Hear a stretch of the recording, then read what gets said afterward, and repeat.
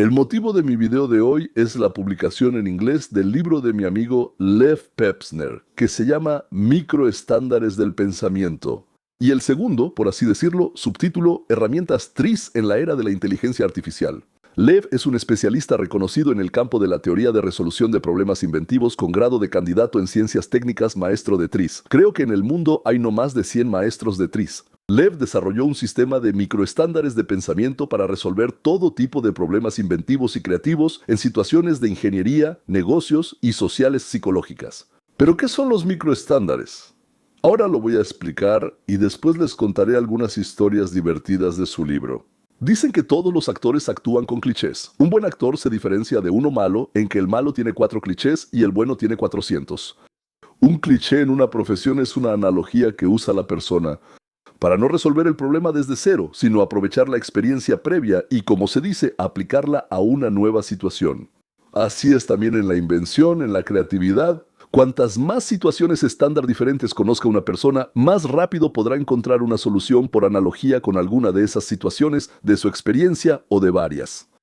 Lo que más me gustó del libro de Lev es cómo, usando la inventiva, se pueden resolver los problemas que se nos presentan. Por eso seleccioné para ustedes algunas historias maravillosas de este libro y las voy a compartir. Y si les gusta, con gusto, en la descripción habrá un enlace a su libro. Lo único es que el libro está en inglés, así que para poder leerlo hay que saber por lo menos leer en inglés. Bueno, empecemos. La primera historia se llama Gratis es mejor que por poco dinero.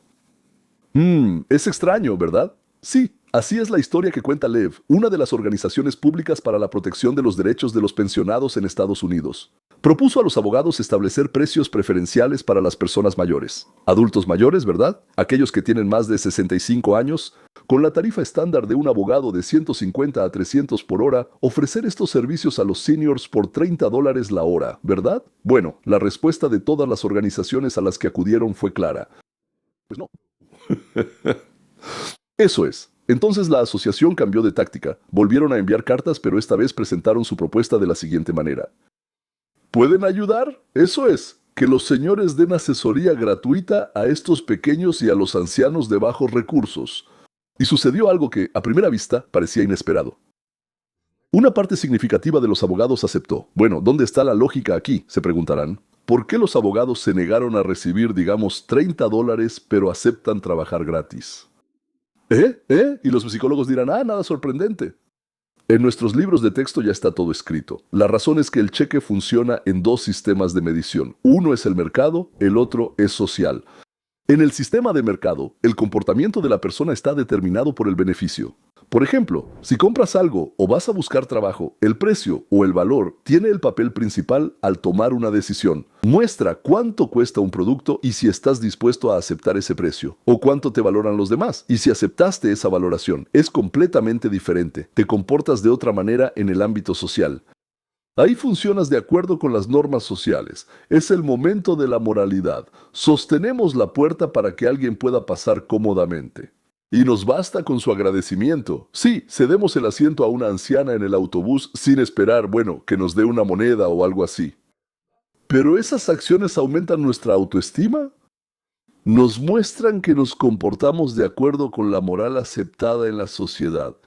Así fue exactamente como se comportaron los abogados en este caso analizado. Estaban listos para trabajar por la tarifa habitual o ayudar gratis por compasión, pero estaban categóricamente en contra de trabajar por $30 la hora porque, yo valgo 300, no 30, ¿verdad? Si no tienes la posibilidad de pagar el trabajo a precios de mercado, la solución puede ser trasladar el trabajo al ámbito social donde el trabajo se realiza de forma gratuita, por motivos morales o de importancia social. Entonces, una persona trabaja ya sea por dinero, en condiciones de mercado o por motivación social. Si indicas un precio, colocas a la persona en una situación de mercado, lo que cambia radicalmente su comportamiento y sus valoraciones al tomar decisiones. Si no le pagas nada a la persona, la colocas en una situación con sentido social. A menudo, esto resulta ser más ventajoso que ponerla en una situación de mercado, ofreciendo un pago bajo que lo ofende. El relato o la historia que comienza Lev se llama Yo mismo y lleva un signo de exclamación. La cultura culinaria estadounidense comenzó a formarse más o menos en los años 30 y para mediados de siglo alcanzó su apogeo. Como una cocina predominantemente de alimentos semi-elaborados y el uso de conservas, la comida estadounidense es bastante sabrosa. Pero lo principal es que está en sintonía con el espíritu de la época. Es rápida, es dinámica, no es pretenciosa, no causa molestias al prepararla. Una de las tendencias fueron las mezclas secas para hornear, esos preparados listos para hacer panqués. Pero los cocineros se llevaron una sorpresa desagradable. Las amas de casa se negaban a comprar mezclas listas para panqués. ¿Por qué? Eran prácticas, se preparaban rápido y no requerían ningún esfuerzo. Solo agregabas agua y las metías al horno. ¿Por qué entonces no se vendían? ¿Por qué las amas de casa se negaban a comprarlas? Los psicólogos encontraron la respuesta. La mezcla era demasiado simple. Demasiado simple. Una mezcla tan sencilla que le quitaba a la ama de casa la oportunidad de ser creativa. Ella no se sentía la autora del platillo. Los pasteles no tenían su sabor, su individualidad. Entender esto era la mitad de la solución. Los cocineros ofrecieron un producto semi-elaborado y les dieron recomendaciones a las amas de casa. Agregar por su cuenta especias, aromatizantes y condimentos que hacían sus pasteles únicos. Y las ventas comenzaron a subir. Para aumentar el deseo de comer pasteles, a una persona para que compre un producto hay que darle un elemento de creatividad. Es posible elegir los detalles por sí mismo y crear su propia versión única del producto que él mismo llamará mi especialidad. Otra historia que me gustó se llamaba No hay nada más permanente que lo temporal, que une a tres joyas de la arquitectura mundial. Lo de joyas es una broma mía. La Torre Eiffel. También el Centro Cultural Pompidou y la Rueda de Observación de Londres. Se van a reír mucho, pero su estatus era temporal en el momento de su construcción. La historia de la Torre Eiffel es bien conocida. Al ganar el concurso para crear una estructura arquitectónica como objeto central de la Exposición Universal de 1889, dedicada al centenario de la Revolución Francesa, Gustave Eiffel se enfrentó a una feroz oposición al proyecto. La mayoría de los parisinos pensaba que la torre arruinaría la arquitectura de París. Para impulsar su proyecto, Eiffel llegó a un compromiso. Consideremos la torre como una estructura temporal sobre la cual él tendría derechos de propiedad por 20 años, es decir, hasta 1909. Después de eso, todos los derechos pasarían al municipio de París, incluyendo el derecho a desmontar la torre. Y el municipio dijo, vamos a desmontar la torre, solo la ponemos por un tiempo. Y hay que decir que los temores de que la desmontaran eran bastante reales. En 1903 se consideró seriamente la cuestión de su demolición, ya que la alcaldía de París quería reconstruir el campo de Marte. Y entonces Eiffel inició, financió y promovió todos los experimentos científicos que se realizaban en la torre: observaciones meteorológicas, telegrafía inalámbrica, caída de cuerpos y aerodinámica. Y en 1903 el capitán Giuseppe Ferrier, con el apoyo de Eiffel, instaló una estación militar de telegrafía inalámbrica, una tecnología que se desarrollaba rápidamente en esos años. El alcance de las señales de esta telegrafía inalámbrica se expandía cada año. Y la importancia estratégica de la estación en la Torre Eiffel se hizo evidente en cuanto pudo transmitir y recibir señales a largas distancias. Así que, el 1 de enero de 1910, la concesión otorgada a Eiffel fue extendida por otros 70 años. La Torre Eiffel fue salvada. Después de eso, se realizaron varias encuestas relacionadas con el deseo de los parisinos de quitar o dejar la Torre Eiffel. Aproximadamente 0 parisinos dijeron que la quitaran. Ahora nadie tiene dudas, ya se acostumbraron a ella. Bueno, en realidad, lo mismo pasó con otros 2, por así decirlo, objetos. Bueno, está bien, ya no hablaremos de él. Otra historia divertida se llama Llevarlo al absurdo. Esto sucedió en verano, creo que fue en el año 14 probablemente, algo así. En una pequeña ciudad estadounidense llamada Bregus, donde se instaló el famoso pintor estadounidense Rockwell Kent. Él tenía un carácter explosivo, y una vez, durante una discusión trivial con su vecino, Kent lo insultó y casi le dijo, «Te voy a matar». Bueno, todo se dijo en un arrebato. Ya sabes, lo que uno no dice cuando está molesto. No lo sé, pero, según dicen, la farmacia rencorosa decidió vengarse. Lo demandó por insultos y amenazas de muerte. Bueno, tal vez realmente pensó que Kent era capaz de hacerlo. La situación se estaba volviendo muy desfavorable para Kent. El boticario también era miembro del tribunal, por así decirlo, así que era bien conocido en la ciudad, y la pelea fue pública, hubo bastantes testigos. Así que Kent no podía retractarse de sus palabras bajo juramento. Todo dependía de cuán en serio se pudiera tomar su amenaza de muerte. Si lo dijo solo por decirlo, o si fue una amenaza real. Si el juez considera que las amenazas son reales, bueno, la condena será considerable. En el tribunal, el juez Thompson hizo que Kent prestara juramento y comenzó a hacerle preguntas. Se le acusa de haber usado expresiones amenazantes contra el demandante. ¿Es cierto? Ninguna resistencia. Sí, su señoría. ¿Qué expresiones usó usted? Lo dije. Aquí Kent se soltó y dijo como 10 veces más de lo que realmente había dicho. Eres un cobarde bajo, sucio y vil, un perro sucio, una sabandija rastrera. Rastrera. El señor Thompson es rastrero, repugnante, asqueroso, apestoso. Le dije que era una serpiente. Estigia estigiana. El señor Thompson es un monstruo, un engendro del infierno. En la sala empezó a escucharse risa. El juez interrumpe. ¿Qué más dijo usted? Kent dice, ¿yo lo estaba provocando? Bu, bu, luego miau, luego guau. En la sala simplemente se ríen. Finalmente, el juez hace la pregunta principal, de la que depende el resultado del juicio. El esteta declaró que usted amenazó con matarlo. ¿Es cierto? En la sala cayó un silencio tenso. No puedo negarlo. ¡Hay testigos! Sí, su señoría, dijo Kent. Es cierto. Amenacé con matarlo y comérmelo. La sala estalló en carcajadas. El juez apenas podía contener la risa y ocultaba una sonrisa. Luego dijo, usted ha sido declarado culpable. Se le condena a una multa de $5. Bueno, eso es como, ¿qué? $150 por hora tal vez, ¿verdad? Así terminó la historia del ataque al farmacéutico. O podría haber sido así. Si cometiste un error y admitirlo es desagradable, pero no puedes negarlo, debes reconocerlo, llevando la confesión al absurdo con detalles adicionales claramente absurdos. Después de eso, el hecho admitido perderá valor y no será tomado en serio. Hubo un ejemplo, por cierto, muy divertido. En 1758 Montasset se convirtió en arzobispo de Lyon. Eso significa que era un político astuto. Bueno, como cualquier político de esa época, por así decirlo. En nuestra época, por supuesto, no hay políticos así. Se le atribuían algunos pecadillos. Fácilmente podrían haberlo arruinado ante los ojos de su superior, es decir, el obispo Boanet, y ante el público. Entonces él, siendo muy astuto, empezó a escribir denuncias anónimas sobre sí mismo, llenas de absurdas calumnias, y se las enviaba al obispo. El obispo lo llama y le dice, ¿qué es esto? Él dice, Monseñor, tengo muchos enemigos.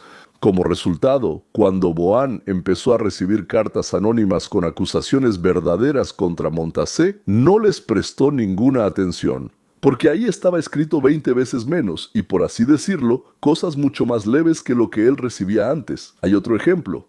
En los años 90 del siglo pasado, la fábrica que producía titanio se encontró en una situación difícil. Tenía grandes reservas innecesarias de titanio, pero no tenía dinero para pagarles a los trabajadores.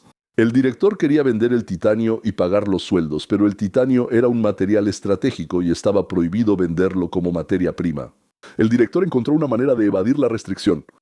Del titanio se fabricaron palas. No estás obligado a indicar de qué material hiciste el producto. Y se vendieron al extranjero, por buen dinero. Por cierto, otra más.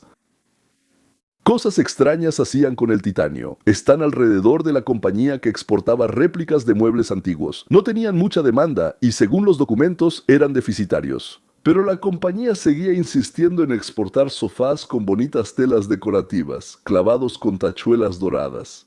El truco estaba precisamente en las tachuelas. Eran doradas. Y con cada sofá se enviaban al extranjero hasta 1,5 kilos de oro de contrabando. Allá, los clavos se reemplazaban por unos decorativos normales. El oro se transportaba, se vendía, y los muebles también se vendían. Lo que dieran, eso se aceptaba. Ya no nos importaba por cuánto, por lo que nos lo compraran. Bueno, está bien. Vamos ya acercándonos al final, tal vez cuente un par de historias más.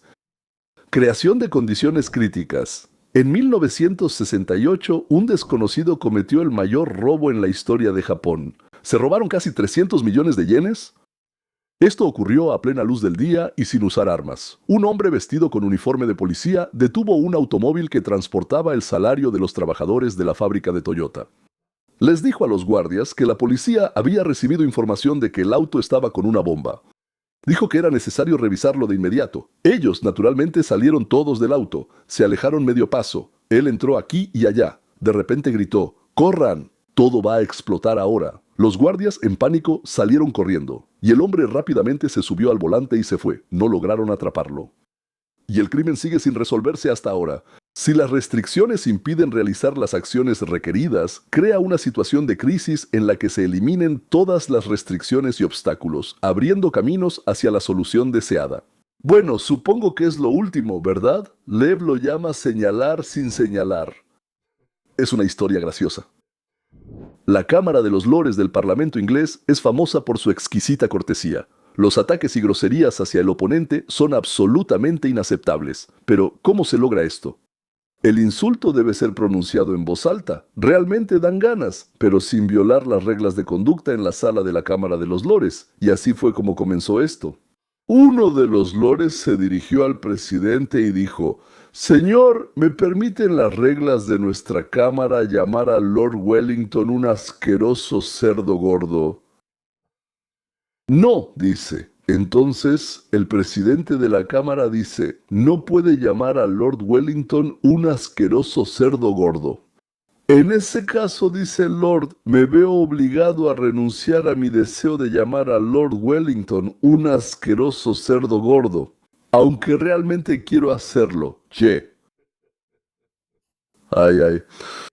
Entonces, bueno, señores, si hay una sospecha seria sobre el comportamiento honesto o deshonesto de un oponente, pero no hay pruebas suficientes para una acusación directa, entonces públicamente solo se puede hablar de hechos verificables, datos confirmados, y las sospechas deben formularse en forma de preguntas o dudas que pueden servir como base para una revisión e investigación.